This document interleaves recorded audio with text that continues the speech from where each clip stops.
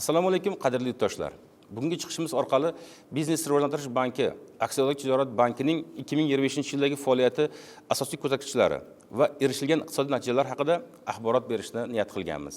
2026-yilning 1-yanvar holatiga Biznes rivojlantirish bankining umumiy kapitali 5 trillion 269 milliard 400 million so'mni tashkil qildi.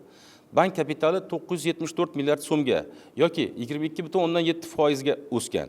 Bankning jami aktivlari 38 trillion 167 milliard 731 million so'mga yetdi. Jami aktivlar o'tgan yilga nisbatan 6 trillion 34 milliard so'mga oshdi. Bu 18,8% ga o'sishni anglatadi. Biznes rivojlantirish bankining daromad keltiruvchi aktivlari 32 trillion 184 milliard 800 million so'mga yetdi. Bankning daromad keltiruvchi aktivlari o'tgan yilga nisbatan 5 trillion 382 milliard so'mga oshdi yoki 20,1% ga o'sish kuzatildi. Daromad keltiruvchi aktivlarning bank jami aktivlaridagi ulushi 84,3% ni tashkil qildi.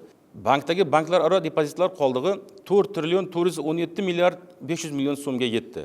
Bu ko'rsatkich o'tgan yilga nisbatan 1 trillion 32 milliard 200 million so'mga oshdi yoki 30,5% ga o'sishga erishilgan. 2026-yilning 1-yanvar holatiga Biznes rivojlantirish bankining kredit qo'yilmalari 24 trillion 551 milliard 958 million so'mga yetdi. Bu borada o'tgan yilga nisbatan 2 trillion 25 milliard 327 million so'mga yoki 8,9% ga o'sishga erishilgan. Bankdagi depozit baza 15 trillion 241 milliard 200 million so'mni tashkil qildi. O'tgan yilga nisbatan 4 trillion 476 milliard 300 million so'mga oshdi. Bu 41,6% ga o'sish demakdir. Bankimizning jami mijozlari soni 1 million 865 ming 608 tani tashkil qildi.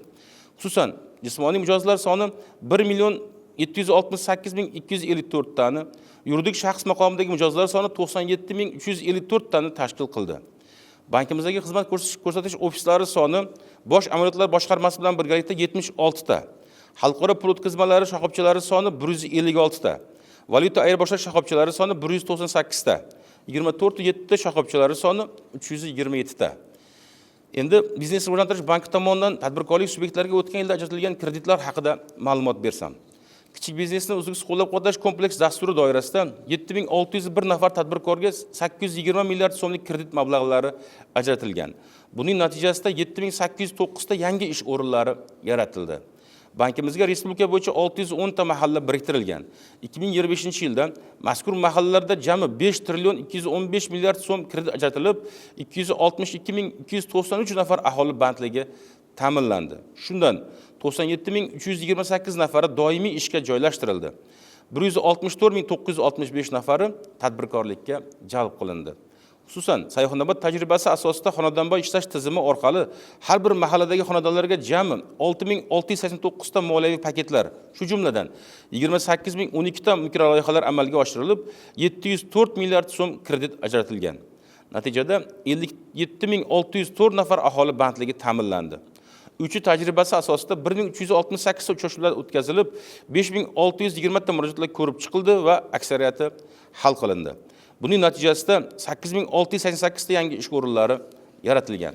2025-yilda xotin-qizlar tadbirkorligini qo'llab-quvvatlash maqsadida ayol tadbirkor kredit mahsuloti orqali 1530 nafar tadbirkor ayollarga 192 milliard 400 million so'm kredit mablag'lari ajratilgan. Buning natijasida 2300 ta yangi ish o'rinlari vujudga keldi.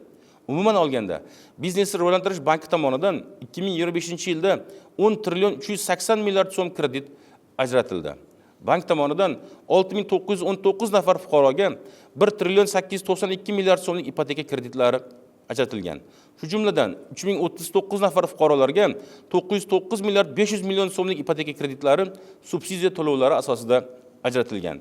Qayd etish kerakki, bank tomonidan ipoteka kreditlari o'tgan yilning mos davriga nisbatan 202% ga yoki 953 milliard 100 million so'mga ko'p ajratilgan. Biznes rivojlantirish banki kelgusida ham zamonaviy xizmatlarni ko'rsatish, kichik biznesni moliyaviy qo'llab-quvvatlash orqali xalqimiz va mijozlar ishonchini qozonishga intiladi.